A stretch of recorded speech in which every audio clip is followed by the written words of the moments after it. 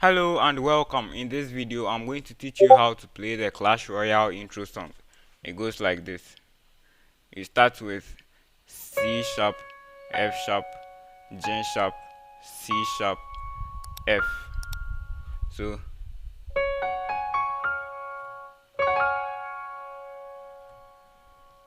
then now we have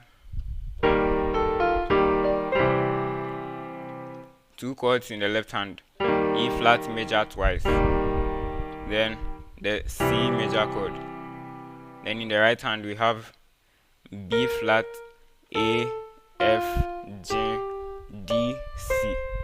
Goes like this.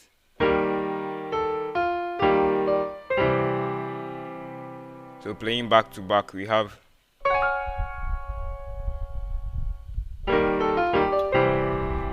If you enjoyed watching this video, hit the like button, share and subscribe to this channel for more videos like this.